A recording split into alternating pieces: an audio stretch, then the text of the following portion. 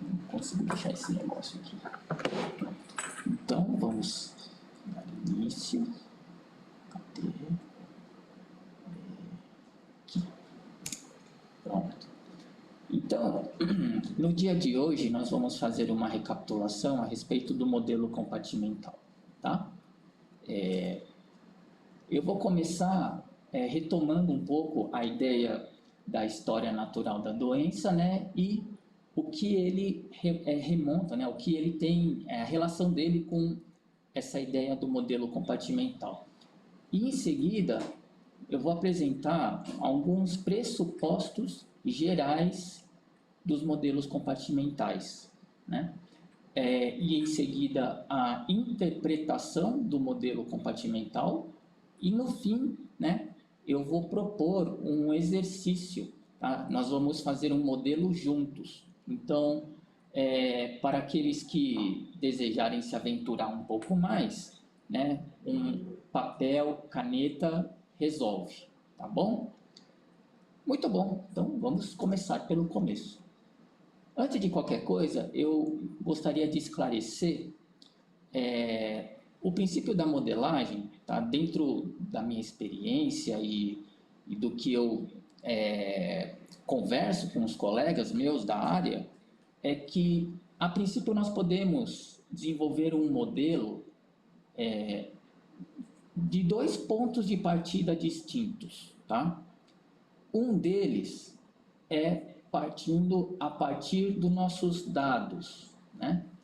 Então, se nós temos um banco de dados, nós podemos buscar por uma estrutura, assim eu chamo, né? Uma estrutura matemática já definida e fazer o ajuste dessa estrutura aos dados. E dessa forma, então, eu tenho a minha representação gráfica. Aqui no exemplo, eu tenho uma regressão linear simples, né? A equação da reta, tá? Mas poderia ser vários outros tipos de equações, tá? Aqui é só um exemplo. Então, o que eu busco é ajustar essa reta aos meus dados, tá? E assim eu represento em um gráfico, tá? Então, meu ponto de partida foram os dados. Mas, eu posso também desejar partir das informações que eu tenho sobre a doença, sobre o fenômeno de interesse de forma geral, né? Então, desde que eu conheça, né, que eu saiba, né, que essa doença ela permite a categorização dos indivíduos em suscetíveis, né, expostos, infectados, recuperados, né? Eu posso então, a partir dessa esquematização, eu posso construir então esse modelo, né? E essa esquematização, ela tem como fundamento esse conceito da história natural da doença, que eu vou mostrar já já com um pouco mais de foco, tá? Então, eu tendo então o conhecimento da história natural da doença, eu posso então desenhar esses esquemas, né? Esse fluxograma, e esse fluxograma ele pode ser descrito também com linguagem matemática, como aqui está exemplificada aqui, né? Então, eu tendo essas equações, eu simulo elas numericamente. Para isso, eu vou requerer, por exemplo, uma linguagem de programação como a R, né? O R. E aí, eu consigo também gerar gráficos que simulam o comportamento dessa doença na população, tá? Então, isso aqui foi mais assim uma apresentação de como que parte a ideia da modelagem em termos de simulações numéricas, tá? Beleza. Mas o que nós, né, o professor Eduardo e os convidados, todos eles focaram nessa estrutura aqui, nesse ponto de partida que é da história natural da doença, tá? E é o que eu vou também dar continuidade. Bom, então, indo para o nosso primeiro tópico do dia, né? A história natural da doença e o modelo compartimental. O que uma coisa tem a ver com a outra, né? Bom, antes de qualquer coisa, só recapitulando um pouco esse conceito de história natural da doença. Eu trago aqui o conceito do próprio CDC, tá? A história natural da doença refere-se à progressão de um processo de doença em um indivíduo ao longo do tempo, na ausência de tratamento, tá?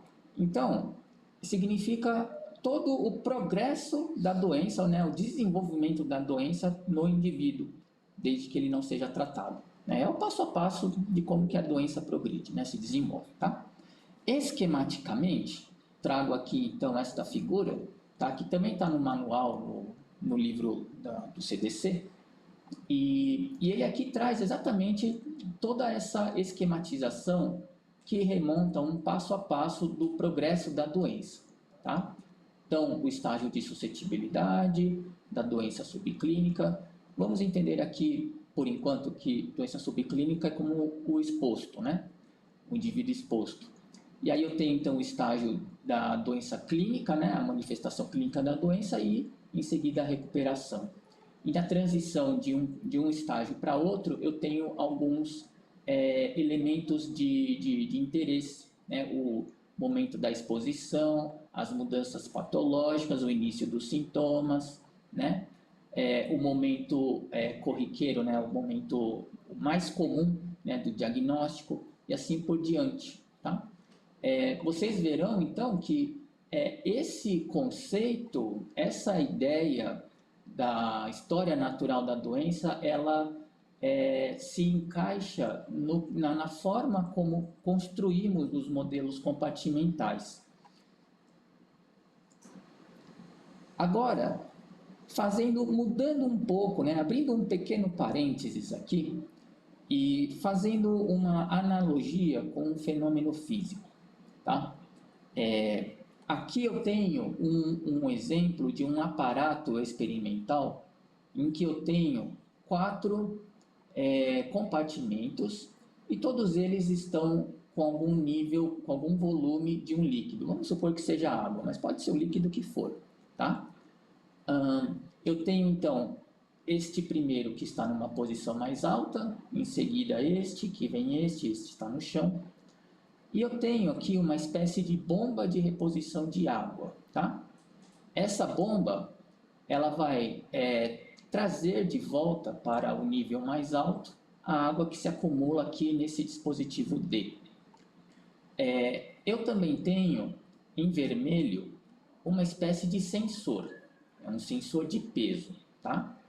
Vamos fazer de conta que este sensor ele tem um mecanismo ligado via Bluetooth com a minha torneira. E quanto mais pesado ele for, mais ele vai abrir a torneira. Tá? Isso é um ponto de atenção. Tá? Quanto mais pesado, mais ele vai abrir essa torneira. Então, intuitivamente, eu posso imaginar que, ao passo que cai água aqui no dispositivo B, ele vai começar a trazer a água também para o C e em seguida para o D. Porém, o B e o C, como eles vão aumentando o volume, eles vão ficando mais pesados, vai abrir mais a torneira e vai descarregar cada vez mais água para o restante do sistema, de forma que este nível D ele vai estar sempre sendo sugado e a água vai ser sempre reposta aqui no nível A. Tá? Dessa forma, eu tenho sempre o mesmo volume circulando, né? E o que muda seria o nivelamento aqui desses recipientes, certo?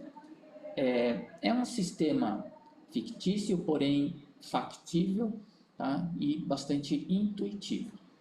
Mas, se eu trocar os personagens desse sistema, tá? Ao invés de recipientes com líquido, eu dou outro nome para ele. O meu recipiente A seria o suscetível, o B o exposto, o C o clinicamente doente e o D o recuperado, né? E a minha bomba de reposição, na verdade, ela se torna a taxa de recrutamento dos indivíduos novos, né? Então, se eu supor, né, que agora eu apenas troquei o nome dos meus atores, Então, eu tenho que o meu volume de água, ele remonta uma população. E essa população, ela transita nesses compartimentos. E ela é constante, porque ela está sempre sendo reposta. Tá? Agora, eu ainda posso utilizar esse mesmo aparato para uma outra analogia, né? Que eu coloquialmente costumo dizer que é um modelo de propagação de fofoca. Tá? Tecnicamente isso se chama propagação de rumores, mas eu gosto de falar que é propagação de fofoca. E é basicamente a mesma ideia, só que ao invés de doença, agora eu estou lidando com a fofoca. Tá? Mas é a mesma ideia, mesma ideia. Tá? Ou fake news, né, que é o mais moderno que a gente tem hoje em dia. Tá bom? Bom, sendo assim, então, quais seriam os pressupostos gerais de um modelo compartimental? Via de regra, a gente tem os seguintes pressupostos. O primeiro deles é que todos os indivíduos da população se contatam entre si sob a mesma probabilidade. Então, não existe predileção de contato. Né? A gente assume que todo mundo pode entrar em contato com todo mundo. Um outro pressuposto é que as populações em questão são consideradas suficientemente grandes, com grandes entre aspas. Né? Mas o que seria exatamente esse grande? Pois isso não existe, eu pelo menos não encontro um critério rigoroso, um ponto de corte que me diga, olha, acima de tanto é grande, abaixo de tanto não é grande. Isso eu realmente, pelo menos por enquanto, eu não encontrei. Mas é possível encontrar algumas referências na literatura que dizem o seguinte, que para fins amostrais, uma amostra chamada por infinita, ela pode ser considerada se tiver acima de, ou melhor, uma população chamada de infinita, perdão, ela pode ser considerada infinita se ela tiver mais de 10 mil elementos nessa população. Tá? Bom, se a gente fizer então um paralelo, meio que podemos considerar que uma população suficientemente grande tenha esse nível de ordem de grandeza. Tá? Porém, é uma intuição, né? É uma dedução que eu faço diante do que eu já li até o momento. Em seguida, eu tenho também como um dos pressupostos a própria descrição de como que eu divido essa população, de como que eu categorizo a população. Então, a gente pode supor, por exemplo, que uma população ela pode ser dividida em suscetível, exposto, infectado e recuperado. Tá? Isso para uma população. Pode acontecer de eu ter 2, 3 populações envolvidas. Cada população vai ter a sua divisão, as suas categorias, né, suas respectivas categorias, tá? E a gente descreve elas como um pressuposto. Aqui no caso, né, até coloquei uma ilustração que exatamente representa esse tipo de compartimentalização. Né? Então, eu tenho o suscetível, o exposto, o infectado, né, ou clinicamente doente, assim chama, e o recuperado aqui. Um outro pressuposto é a respeito da transmissão da doença. Então, aqui, por exemplo, eu descrevo o seguinte, que a transmissão da doença ela ocorre a partir do contato entre indivíduos suscetíveis e os infectados, né? Isto é, aqueles capazes de infectar os suscetíveis, infecciosos, perdão, né?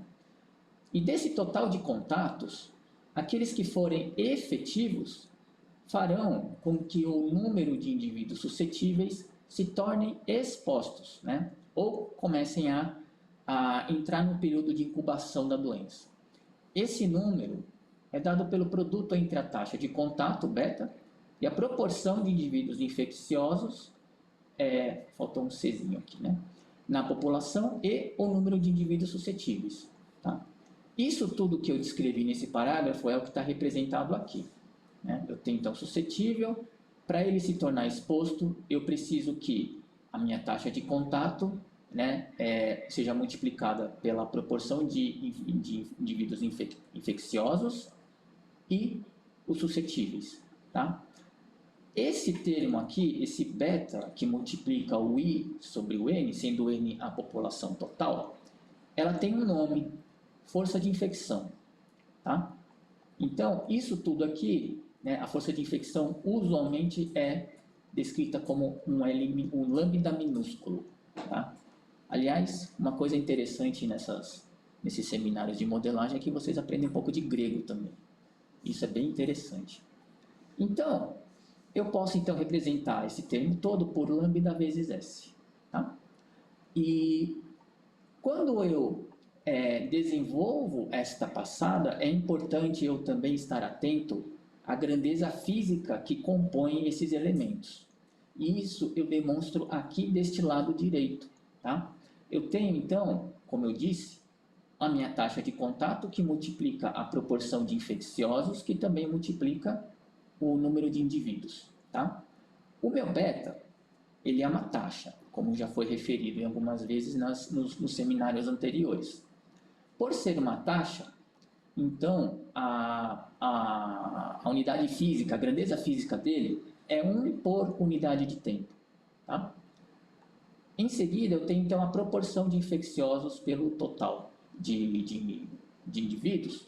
Só que aqui no caso, se eu considerar que indivíduo ele é por si só uma grandeza física, então eu tenho indivíduo por indivíduo e me torna um elemento adimensional, então não tem unidade física para isso. E que multiplica o indivíduo, que é o número de indivíduos aqui do meu suscetível. No final, eu tenho então que este termo todo, ele precisa então resultar em algo do tipo indivíduo por unidade de tempo. Mas a minha força de infecção, como ela multiplica o beta pela proporção de infecciosos na população, então eu tenho como resultado a grandeza do tipo 1 por tempo, que é a mesma grandeza da taxa beta. Certo? Beleza. Bom, então vimos um pouco do conceito, né, do modelo compartimental, né, a relação dele com a ideia de história natural da doença. Vimos um pouco dos pressupostos, né, alguns pressupostos gerais. E agora, como que a gente interpreta a figura do modelo? Tá? Notem que até aqui é tudo... Eu não entrei em detalhe matemático, então tudo que eu estou representando aqui se refere à conceituação, né? A forma como eu ilustro, como eu esquematizo o modelo. Bom, em primeiro lugar, eu preciso entender como que funciona o modelo compartimental. E tudo começa com a ideia de que eles são aplicados para investigar a dinâmica da doença na população ao longo do tempo. Tá? Outro ponto também importante é que, dado que uma doença foi introduzida na população, o esperado é que haja um dinamismo sobre as prevalências das categorias com o progresso do tempo. Tá? É como se eu tivesse um copo com água limpa e nela eu gotejo uma gota de tinta vermelha. Com o tempo, esse copo, essa água, né, no copo começa a adquirir a cor vermelha da tinta, porque a tinta se espalha na água. É mais ou menos a mesma ideia que eu estou dizendo nesse segundo item. Se considerarmos uma população que está isenta da doença, se um indivíduo ou alguns poucos indivíduos eles invadem essa doença, né, eles entram nessa população, perdão, então a doença a partir desse momento começa a se espalhar. E, por fim, esse dinamismo ele está diretamente relacionado com as características e a história natural de cada doença na população. Né? Cada doença tem suas características, seja em termos de período de incubação, né, taxa de infecção, né, taxa de contato, perdão, né, tempo de recuperação, letalidade e assim por diante. Então, todos esses parâmetros, essas características particulares de cada doença, ela vai refletir em dinâmicas diferentes também. Aqui, então, eu trago um exemplo, né, de um modelo compartimental. É basicamente o primeiro modelo que a gente está debatendo, né? Modelo suscetível, exposto, infectado e recuperado. Né? Infectado significaria, no caso aqui, o doente, né? O clinicamente doente. Tá? Então, a partir do momento que eu tenho a clareza de como que evolui essas categorias dentro da população para uma determinada doença, então, o suscetível, eu entendo que ele vai migrar, né, transitar para a categoria de exposto, que, por sua vez, transita para a categoria dos doentes e, por sua vez, para os recuperados. Tá? E cada transição aqui, tá, em alguns textos eu posso encontrar essa transição chamada como taxa de transição. Mas aqui eu vou chamar de fluxo. Tá? Então, estas flechinhas que estão aqui, que representam a movimentação dos indivíduos de uma categoria para outra, eu chamo de fluxo aqui. Tá bom? Então, neste primeiro caso aqui, eu tenho um fluxo de S para o E, e ele biologicamente representa a transmissão da doença do indivíduo infeccioso para o suscetível. E aí, uma vez exposto, ele passa a incubar a doença até se tornar, então, o clinicamente doente. E esse fluxo, então, é a manifestação da doença clínica. O indivíduo exposto que se torna clinicamente doente. E, no fim, esse indivíduo clinicamente doente, ele se recupera, né, passando, então, a incorporar o grupo dos recuperados. E, nisso, esse fluxo tem a denominação de recuperação dos indivíduos clinicamente doentes. Tá? Aqui eu estou pressupondo que todas essas categorias elas estão sujeitas à mortalidade natural, por isso todas elas têm essa flechinha que indica a saída dos indivíduos de cada compartimento. Portanto, é a mortalidade natural dos indivíduos. Né? E, tecnicamente, a gente chama de indivíduos removidos do sistema. Se eu considerar que a população é constante, numericamente, a quantidade de indivíduos que são removidos são repostos. Portanto, né, quando eu tenho essa flecha aqui que aponta para o meu suscetível, eu estou indicando o recrutamento dos novos indivíduos para o sistema. Esse recrutamento ele pode ser, na prática, representado pela natalidade e ou migração dos indivíduos. Tá? Beleza. Agora, se aquela ideia anterior eu transcrever em uma linguagem matemática, ou pelo menos incorporar alguma linguagem matemática, ela se torna exatamente essa figura que vocês estão vendo aqui. Tá? É exatamente a mesma ideia, a mesma interpretação, porém aqui eu já introduzo descritores com linguagem matemática. Então eu tenho aqui a minha taxa de contato, que vai resultar na ideia da taxa de infecção, né, do fluxo, né, de indivíduos suscetíveis que adquirem a infecção. Em seguida, eu tenho um fluxo que representa a transição dos expostos para a manifestação dos sintomas clínicos, e ele incorpora o inverso do período de incubação. Tá? E em seguida, eu tenho os meus infecciosos, né, os infectados aqui, né, os doentes, e eles passam a incorporar os recuperados, e eu tenho aqui, então, o movimento, a recuperação desses indivíduos. Tá? De maneira correspondente, eu tenho também a respectiva análise dimensional. Tá? Aliás, análise dimensional, eu peço desculpas, eu não expliquei, mas análise dimensional se refere à análise em si a respeito da grandeza física do que eu estou mensurando. Tá?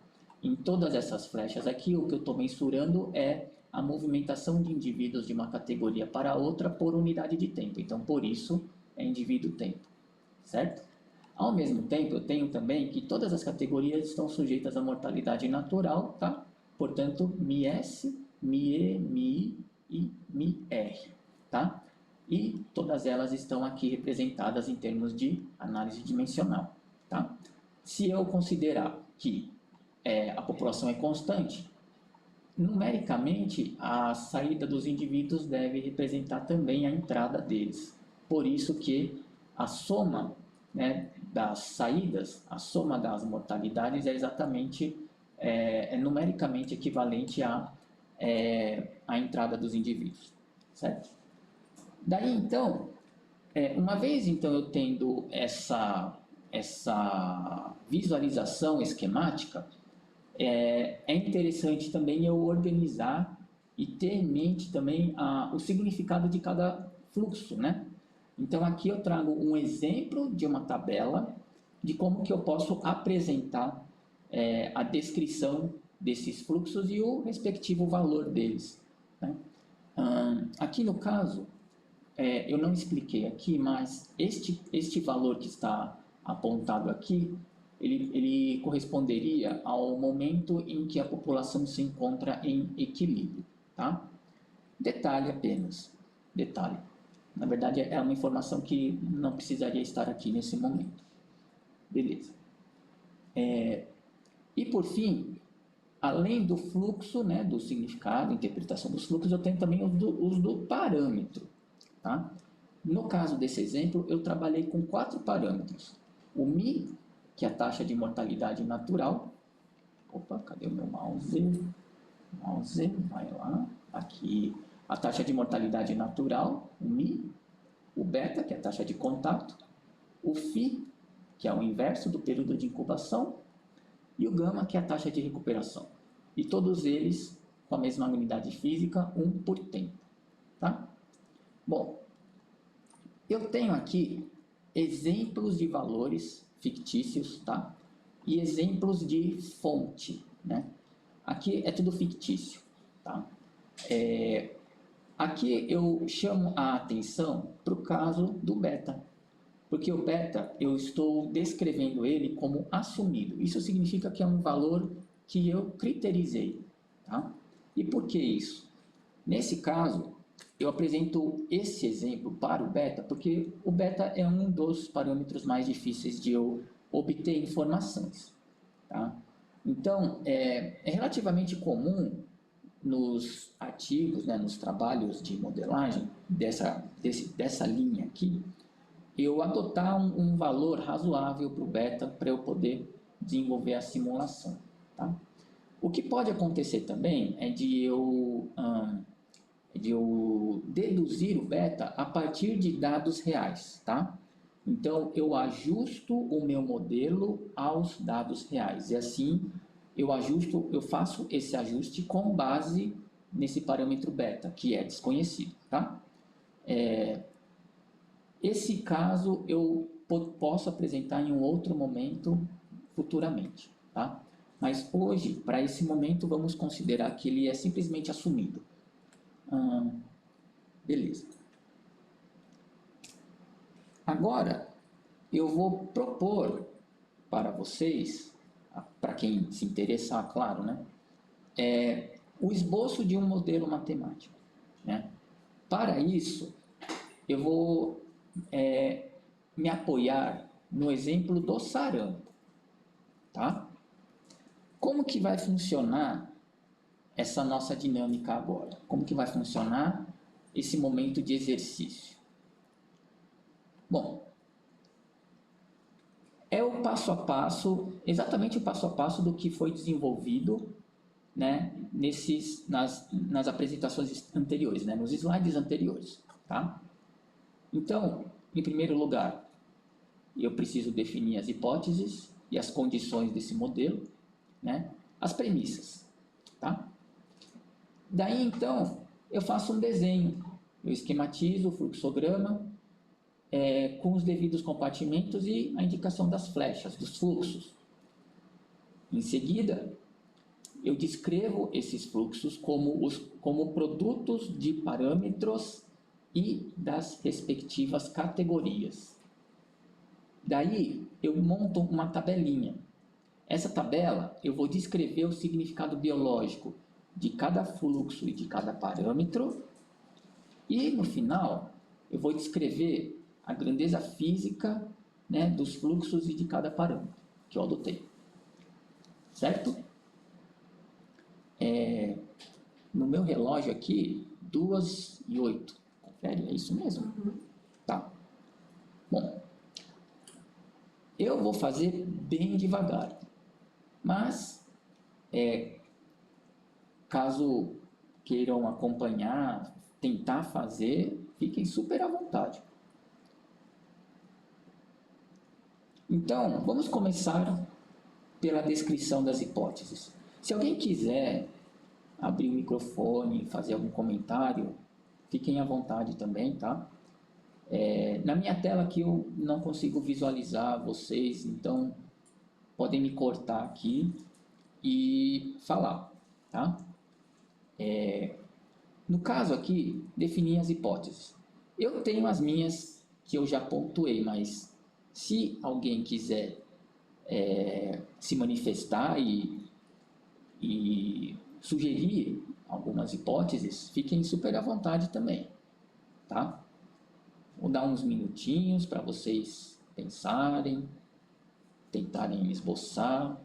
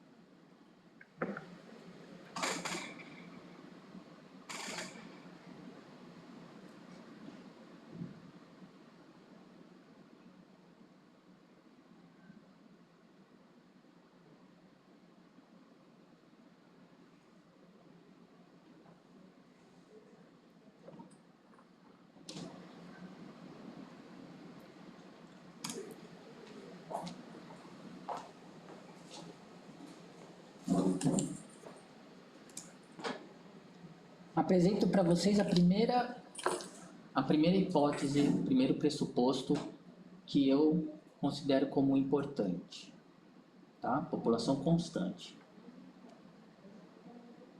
Quais poderiam ser as outras hipóteses, as outras premissas?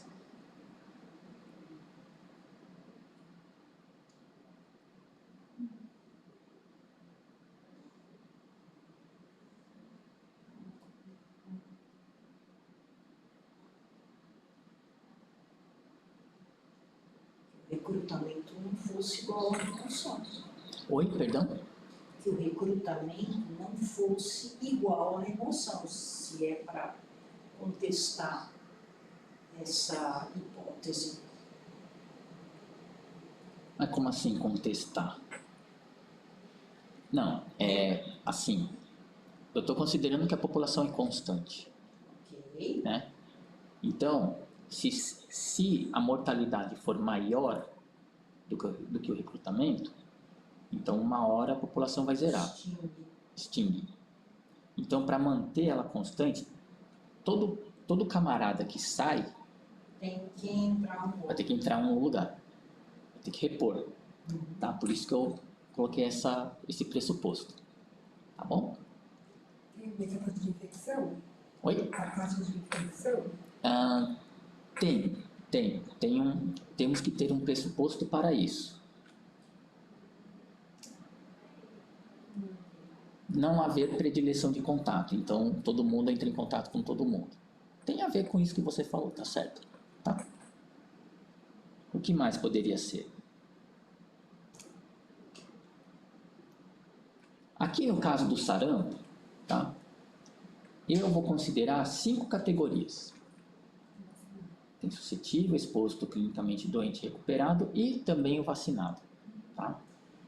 Hélio, uma coisa que me confunde é o seguinte, quando você fala o N da população, você está falando de suscetíveis e não suscetíveis.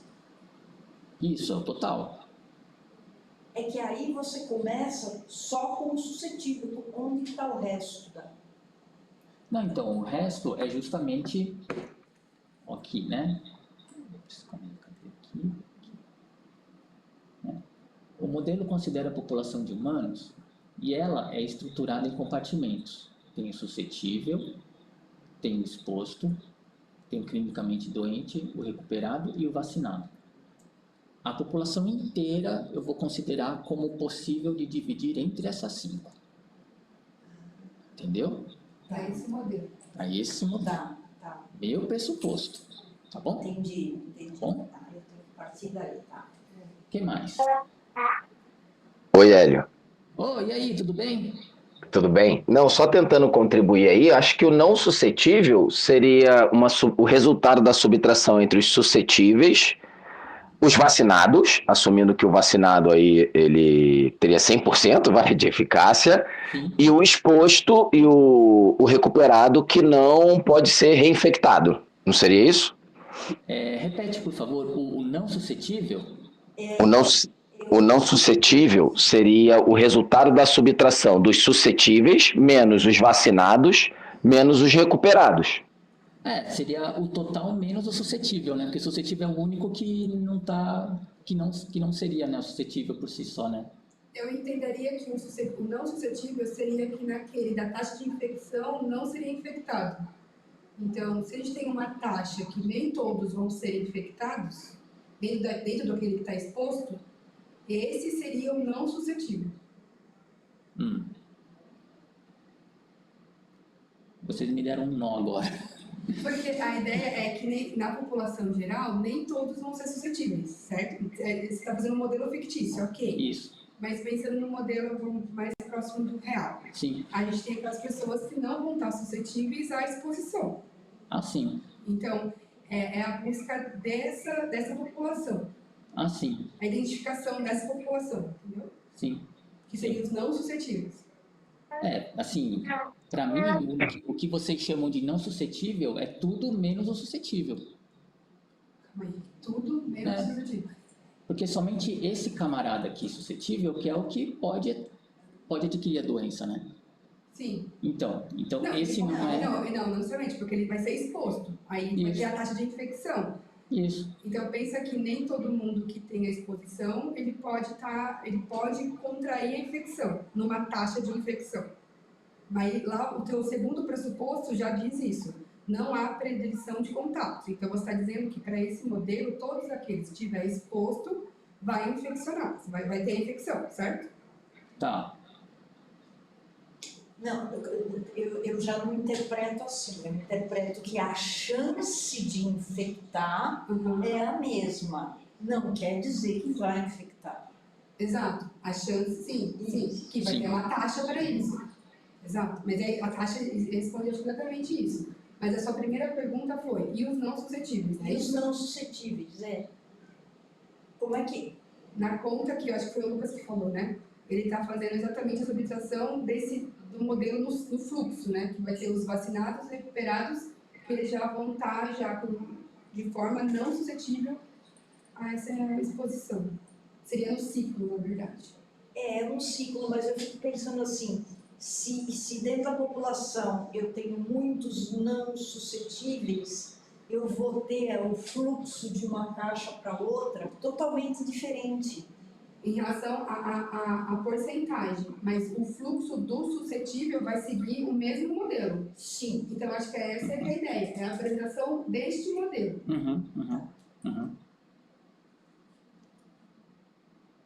Tem sentido para você? Tem. Não, é que às vezes quando eu me deparo com uma linha de raciocínio diferente da minha, eu também tenho um delay Todos nós. Todos nós, né? Todos nós. Todos nós. Mas, assim, de qualquer forma, esses pressupostos que eu estou apresentando são os que eu tirei da minha cabeça ontem às 11 da noite. Você está dando exemplo de um modelo dentro desses pressupostos. Então pode haver variações entre os autores, digamos, né? Tá bom? Então, só continuando. Mas, assim, caso vocês tenham outras sugestões aí, por favor, fiquem à vontade para contribuir, tá? E se não ficou claro também, por favor, peguem no nosso pé aqui também, tá? Legal. Daí, então, os suscetíveis se tornam expostos a partir do contato com indivíduos clinicamente doentes ou podem ser vacinados, tá? Então, se o cara é suscetível, ele tem dois caminhos no modelo. Ou ele se infecta e desenvolve a doença, ou ele toma a vacina e fica vacinado. É isso que eu estou dizendo, tá bom? Tudo bem, Graça, tá bom? Um outro pressuposto que eu apresento é que, uma vez ele, então, se considerando exposto, né, ele passa o período de incubação e aí ele também começa a manifestar a sintomatologia clínica. E aí, então, ele entra para a categoria dos clinicamente doentes, que é aquele I, categoria I, tá? Esses indivíduos clinicamente doentes, eles podem se recuperar, tornam-se recuperados ou podem falecer por causa da doença. Novamente, esse camarada, uma vez ele manifestando a sintomatologia, ele pode percorrer dois caminhos. Ou ele falece, ou ele se recupera, tá bom? Só que os vacinados, nós vamos considerar que eles podem perder o status de vacinado com o tempo. Então, pode ter uma perda de imunidade vacinal, tá? E voltar a ser suscetíveis. E todas as categorias estão sujeitas também à mortalidade natural. Tudo bem até aqui? Bom, então, esse daqui, então, são meus pressupostos, tá? Alguém acha que ficou faltando alguma coisa? Beleza? A gente tem os não suscetíveis, provavelmente, né? Que poderia Não, tudo acrescentar. bem. O que eu estou preocupada é com a velocidade Pode ocorrer. que de uma caixa o indivíduo migre para a outra, entendeu? Mas por enquanto eu tenho que assumir isso, depois eu vou ver a taxa. Tá? Beleza? Então tá bom. Então, Ô, Hélio, uma pergunta. Pode voltar, por favor? sim. Então, você disse que a população ela só pode ser representada nesses compartimentos. Ou é suscetível, ou é exposta, ou já está doente, recuperou e vacinou. Somente esses. Isso. Nesse modelo, nessa representação minha, sim. Tá. Tudo bem? Se você eventualmente for desenvolver um modelo seu, né? Pode até ser baseado nessa ideia inicial e você quiser, por exemplo, criar um compartimento dos socialmente isolados, né? Os que ficam em casa. Ah, tá. Você pode, tá? Eu até poderia colocar aqui também, mas para esse momento, como é apenas um exercício, até um exercício motivacional, digamos assim, então eu estou trazendo uma coisa bem simplesinha ou o mais simples possível, tá bom? Uhum, Tá bom? tá. Beleza. Então tá. Então, vamos considerar esses pressupostos aqui, tá? Só para a gente poder completar o nosso exercício. Então, agora vem o momento da prática artística, né? Como que a gente vai desenhar esses compartimentos, tá? Baseado no que a gente definiu de pressuposto, como poderia ser, então, o esquema desse fluxograma aqui, tá? Dá um tempinho para vocês pensarem antes de eu mostrar como que eu fiz.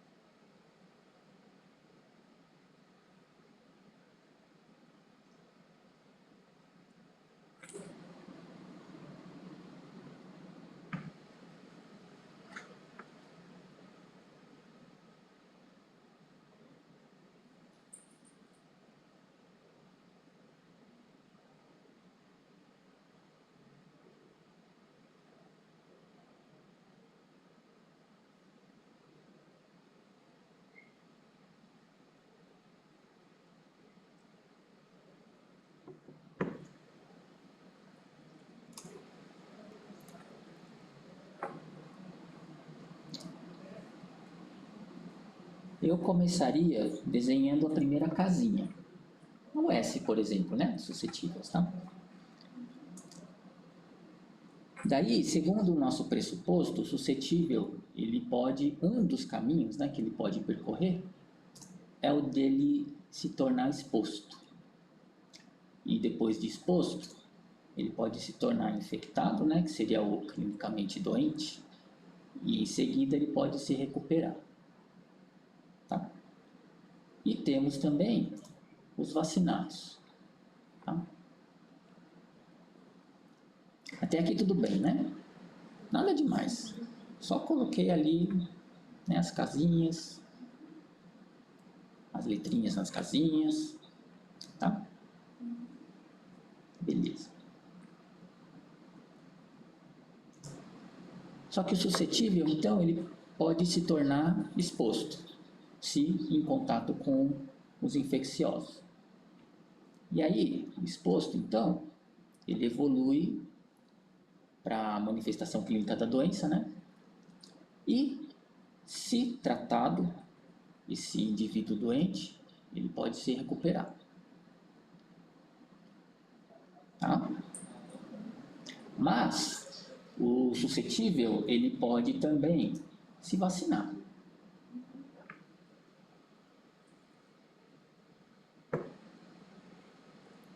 Só que o vacinado, ele também pode perder o status de vacinado, né? Então, ele pode retornar tá. status de suscetível. Tá bom? E bastante pode ser exposto, mas ele não vai contrair. Isso, isso.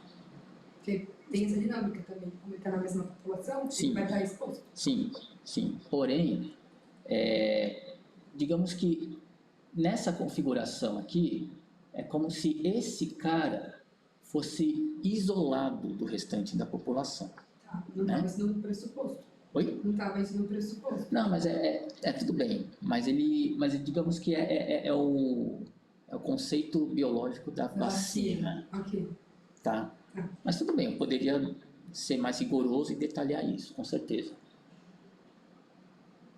É que fica nas entrelinhas, né? Ok. Tá? Bom, mas lembram-se que eu tinha comentado que todos eles estão sujeitos à mortalidade natural, né? Então, suscetível tem a flechinha de saída, o exposto, o doente, o recuperado e o vacinado também, tá? Na verdade, não, no caso do doente ali, não só a mortalidade natural, mas também devido à doença em si, né? Porém, nós temos o recrutamento, tá? E a gente subentende também nas entrelinhas, né? Que o recrutamento, ele incorpora a categoria de suscetíveis.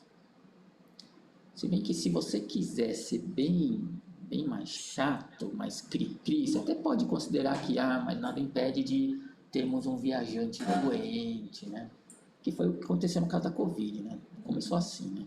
Mas não vamos complicar agora, senão vou desanimar vocês. Não é essa a minha intenção. Tá? Então aqui a gente fez o esquema, o fluxograma, né? Descrevemos, né? Pontuamos ali as flechinhas direitinho, né? Estamos dando nomes para as caixinhas ali embaixo, tá? Para facilitar o entendimento. E também, aquele pontilhado, ele não é exatamente movimentação de indivíduos. O pontilhado ali, no caso, ele está indicando a interação, tá? Então, o fluxo de suscetíveis para os expostos, como é esse pessoal aqui, né, que é o infeccioso, então é ele quem está intensificando esse movimento. Por isso que eu tenho essa flechinha pontilhada apontando aqui, desse camarada para cá. Tá bom? Mas ele não significa a movimentação do indivíduo de um lugar para o outro. É a interação. É isso que eu estou confundindo. Eu estou confundindo interação com fluxo. Tá. Mas é relativamente fácil, porque veja, no caso aqui dessa interação, nesse esquema que eu desenhei, ele está apontando para uma outra flecha. Tá, Se ele estivesse apontando para uma casinha aqui, para uma bolinha, entendi. aí seria um fluxo, mas não é o caso. Tá bom? Beleza. Então, agora que eu já fiz o desenho, agora eu vou dar um nome para essas flechas, para esses fluxos. Só que eu vou dar esses nomes usando o linguajar matemático, né? Ou seja, eu quero escrever eles como produtos dos parâmetros e dos compartimentos, tá bom?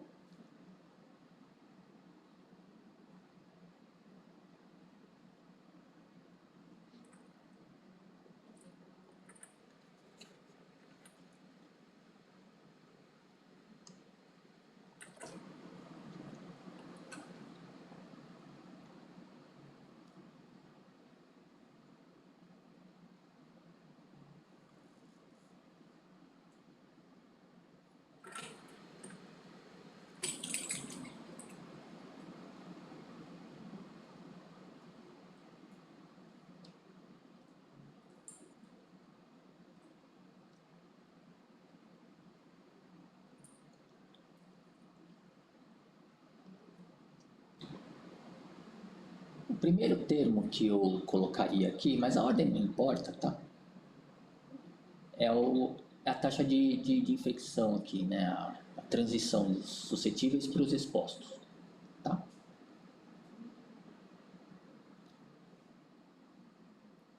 Só um parênteses aqui.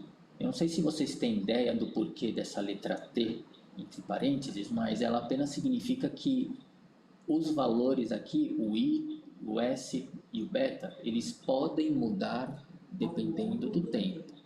É só isso, tá?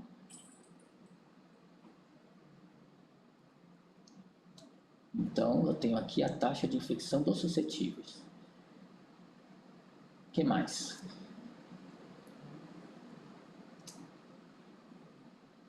Então, a taxa de conversão dos expostos em clinicamente doentes. E já adianto também que esse delta, a letra grega delta, ela representa o inverso do período de incubação.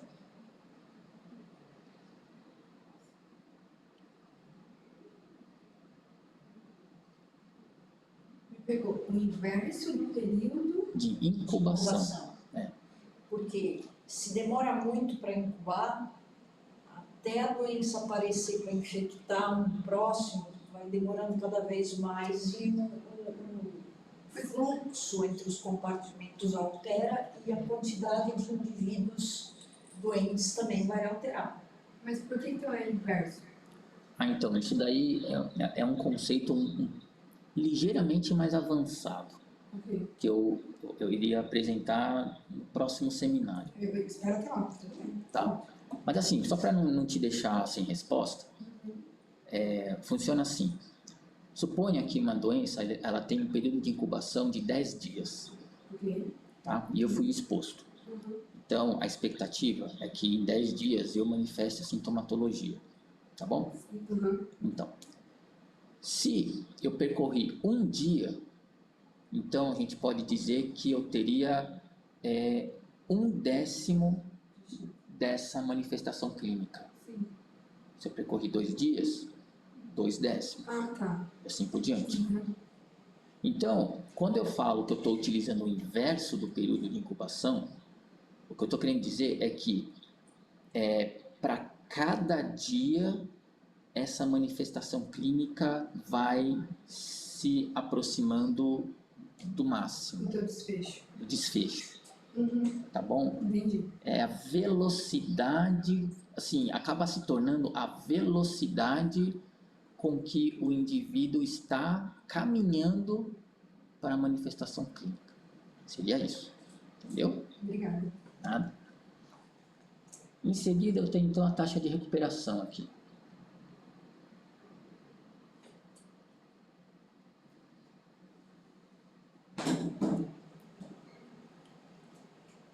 Depois eu tenho aqui a taxa de vacinação. E por último, a taxa de perda de imunidade vacinal. As letrinhas gregas não precisam ser iguais às minhas, tá? Aliás, nem precisaria ser letrinha grega também, tá? Isso que eu ia falar, qualquer símbolo Não, é. qualquer símbolo. Chamar de João, Maria, Alfredo. Porque a literatura normalmente segue isso, tá? Os parâmetros, via de regra, são em letras gregas, mas tanto faz. Tanto faz. E ainda bem que é letra grega, né? Podia ser letra chinesa, né? Já pensou? Mandarim. Ave Maria.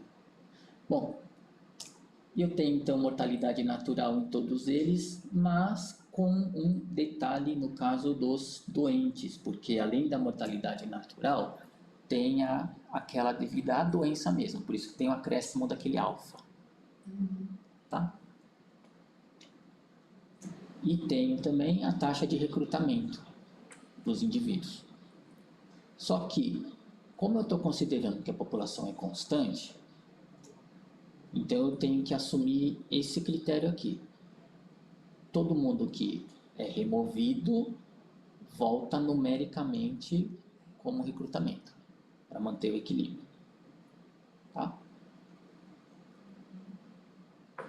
Tudo bem? Estou localizando cada uma delas.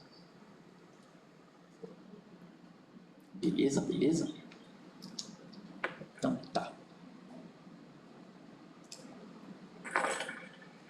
Agora, como que fica então, se eu for organizar o significado biológico de cada um daqueles fluxos, tá? Só para a gente não esquecer, o fluxograma é esse aqui. Tá? Eu só tirei as nomenclaturas por extenso só para economia de espaço, mas tá aí, tá?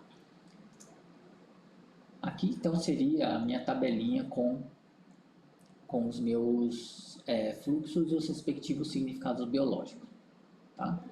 Todas as flechinhas estão ali. Tudo bem?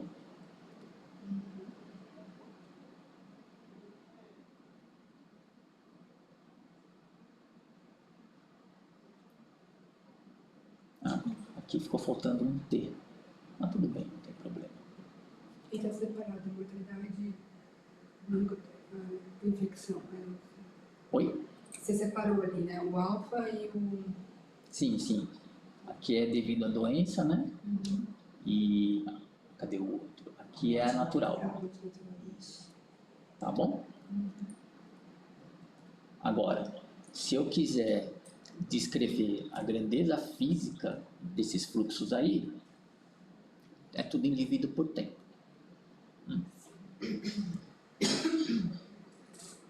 Beleza. Então a gente estudou os fluxos, agora a gente vai estudar os parâmetros, tá? Parâmetro aqui nesse caso são as letrinhas gregas, tá? Então são poucas comparadas com as flechinhas que temos, até que são poucas. Então tem taxa de contato, taxa de mortalidade natural, taxa de vacinação, o inverso do período de incubação, taxa de recuperação, taxa de mortalidade devido à doença e a taxa de perda de imunidade vacinal. Tá? Tudo taxa. E por serem taxas, qual que seria a grandeza física delas? É tudo um por tempo.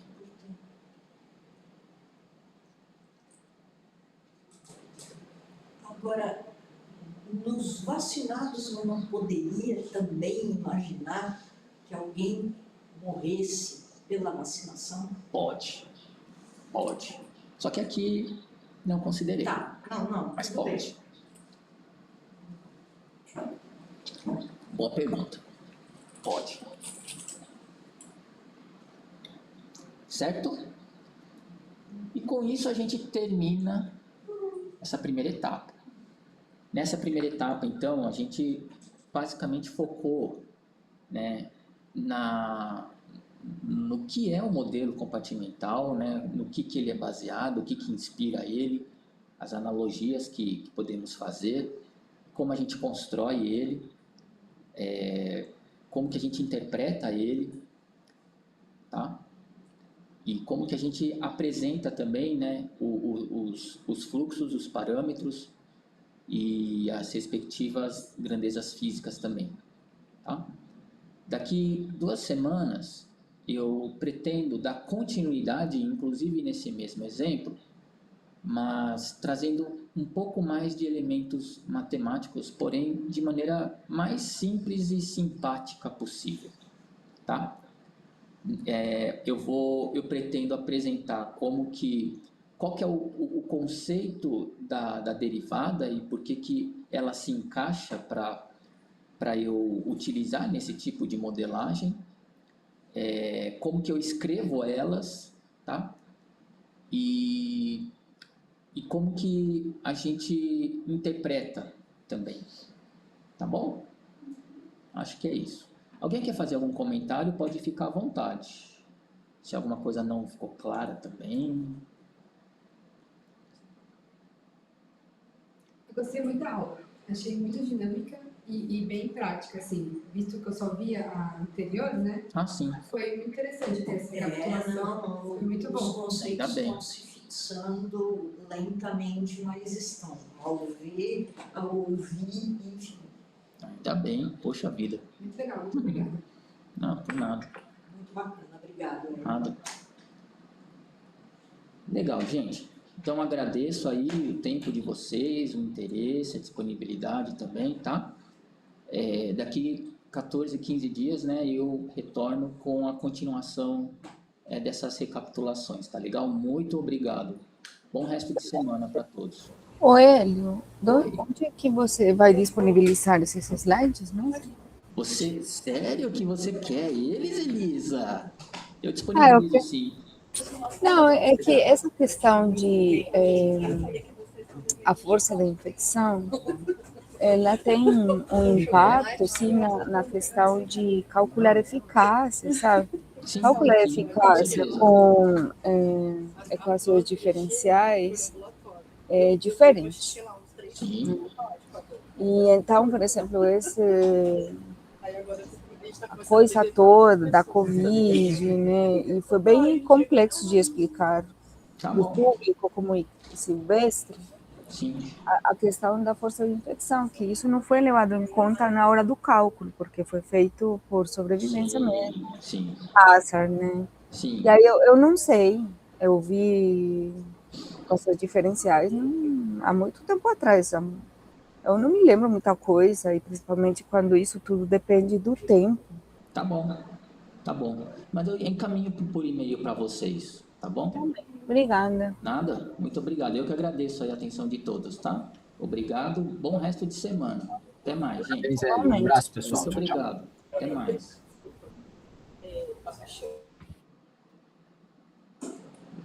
Ups, volta.